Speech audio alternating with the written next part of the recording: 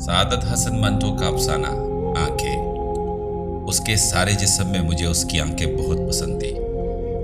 ये आंखें बिल्कुल ऐसी ही थी जैसे अंधेरी रात में मोटर कार की हेडलाइट्स, जिनको आदमी सबसे पहले देखता है।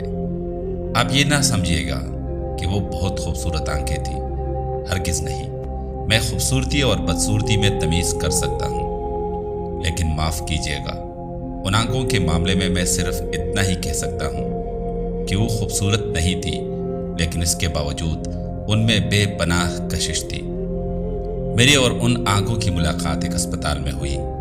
मैं उस अस्पताल का नाम आपको बताना नहीं चाहता, इसलिए कि इससे मेरे इस अफसाने को कोई फ़ायदा नहीं पहुँचेगा। बस आप यही समझ लीजिएगा कि एक अस्पताल था जिसमें मेरा एक अजीज़ ऑपरेशन कराने के बाद अपनी ज़िंदगी के आखिरी सांसें ले रहा था।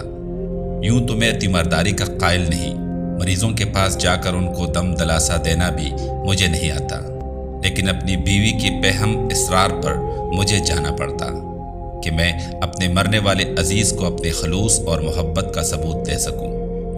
यकीन मानिए कि मुझे सख्त खूफ्त हो रही थी। अस्पताल के नाम ही से मुझे नफ़रत है, मालूम नहीं क्यों। शायद इसलिए कि एक बार बम्बई में अपनी बूढ़ी हमसाई को, जिसकी कलाई में मोच आ गई थी, मुझे जे अस्पताल में ले जाना पड़ा था। वहाँ एक डिपार्टमेंट में मुझे कम से कम 2.5 घंटे इंतज़ार करना पड़ा था। वहाँ मैं जिस आदमी से भी मिला, लोहे के मानंद सर्द और बेहिस था। मैं उन आंखों का जिक्र कर रहा हूँ जो मुझे बेहद पसंद थी। पसंद का मामला इनफिरादी हैसियत रखता है। बहुत मुमकिन है अगर आप ये आंखें देखते तो आपके दिलो दिमाग में कोई रद्द अमल पैदा ना होता। ये भी मुमकिन है कि आपसे अगर उनके बारे में कोई राय तलब की जाती तो आप कह देते, निहायत वाहियात आंखें हैं। लेकिन जब मैंने उस लड़की को देखा तो सबसे पहले मुझे उसकी आंखों ने अपनी तरफ मुतवज्जो किया। वो बुर्का पहने हुए थी, मगर निकाब उठा हुआ था।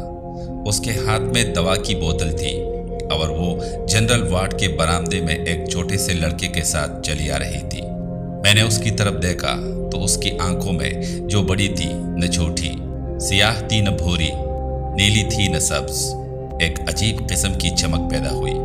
मेरे कदम रुक गए, वो भी ठहर गई।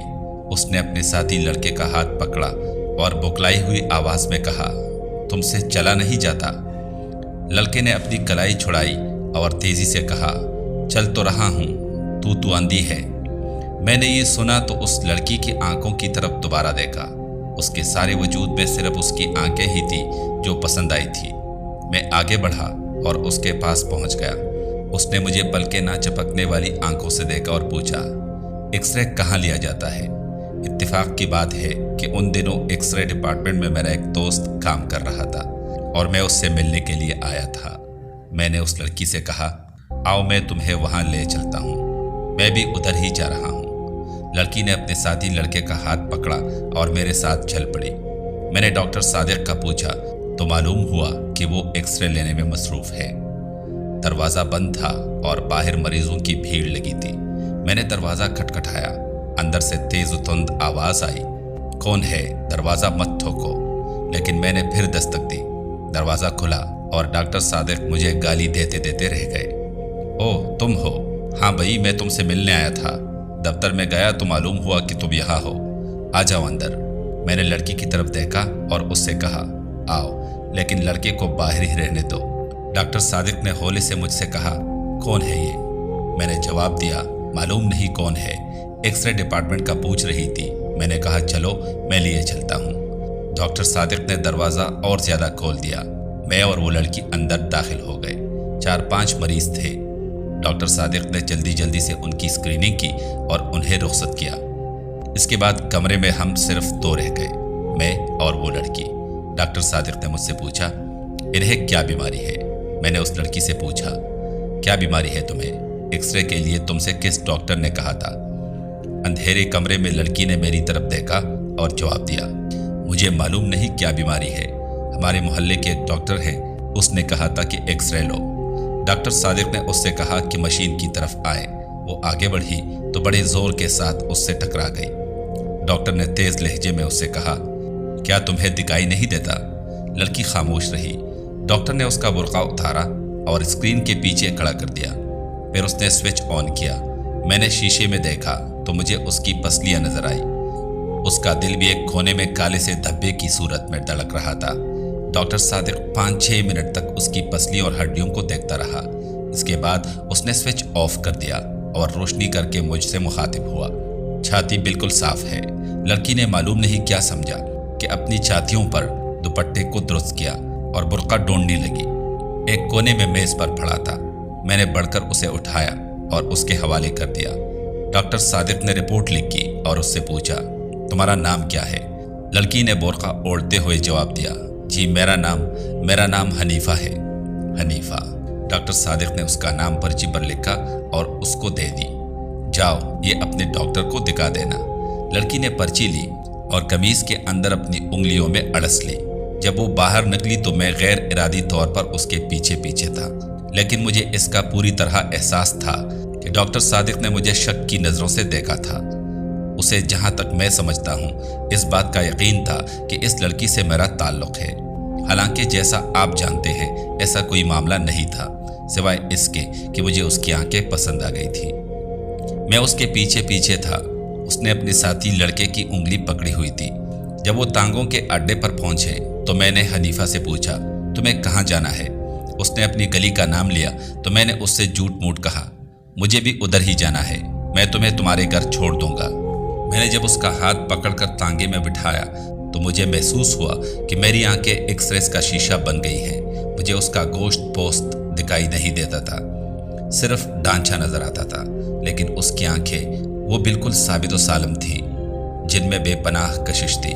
मेरा जी चाहता था कि उसके साथ बैठूं, लेकिन ये सोचकर कि कोई देख लेगा, मैंने उसके साथी लड़के को उसके साथ बिठा दिया और खुद अगली सीट पर बैठ गया। मैं सादत हसन मंटू हूँ। मंटू? ये मंटो क्या होता है? कश्मीरियों की एक ज़ात है। हम भी कश्मीरी हैं। अच्छा, हम किंग वाइन है। मैंने मुड़कर उससे कहा, ये तो बहुत ऊंची ज़ात है। वो मुस्कुराई और उसकी आंखें और ज़्यादा पुरकशिश हो गई। मैंने अपनी ज़िंदगी में बेशुमार खूबसूरत आंखें देखी थी, लेकिन वो आंखें जो हनीफा के चेहरे पर थी बेहद पुरकशिश थी। मालूम नहीं उनमें क्या चीज़ थी जो कशिश का बाइस थी। मैं इससे पेशतर अर्ज कर चुका हूँ कि वो कतन खूबसूरत नहीं थी, लेकिन इसके बावजूद मेरे दिल में खब रही थी। मैंने जिसारत से काम लिया और उसके बालों की एक लट को जो उसके माथे पर लटक कर उसकी एक आंख को ढांप रही थी, उंगली से उठाया और उसके सर पर चस्पां कर दी। उसने बुरा न माना। मैंने और जिसारत की और उसका हाथ अपने हाथ में ले लिया। इस पर भी उसने कोई मज़ाहमत न की और अपने साथी लड़के से मुखातिब हुई, तुम मेरा हाथ क्यों दबा रहे हो? मैंने फौरन उसका हाथ छोड़ दिया और लड़के से पूछा, तुम्हारा मकान कहाँ है? लड़के ने हाथ का इशारा किया, उस बाजार में। तांगे ने उधर का रुख किया। बाजार में बहुत भीड़ थी, ट्रैफिक भी मामूल से ज्यादा। तांगा रुक रुक कर चल रहा था। सड़क में चूंकि गड़े थे इसलिए जोर के दचके लग रहे थे। बार बार उसका सर मेरे कंधों पर टकराता था और मेरा जी चाहता था कि उसे अपने जानों पर रख लूं और उसकी आंखें देखता रहूं। थोड़ी देर के बाद उनका घर आ गया। लड़के ने तांगे वाले से रुकने के लिए कहा। जब तांगा रुका तो वो नीचे उतरा। हनीफा बैठी रही। मैंने उससे कहा, तुम्हारा घर आ गया है। हनीफा ने मुड़कर मेरी तरफ अजीब व गरीब आंखों से देखा। बदरू कहाँ है? मैंने उससे पूछा, कौन बदरू? वो लड़का जो मेरे साथ था। मैंने लड़के की तरफ देखा जो तांगे के पास ही था। ये कड़ा तो है। अच्छा, ये कहकर उसने बदरू से कहा, बदरू मुझे उतार तो दो। बदरू ने उसका हाथ पकड़ा और बड़ी मुश्किल से नीचे उतारा। मैं सख्त मुतहय्यर था। पिछली निशस्त पर जाते हुए मैंने उस लड़के से पूछा, क्या बात है, ये खुद नहीं उतर सकती? बदरू ने जवाब दिया, जी नहीं, इनकी आंखें खराब है, दिखाई नहीं देता।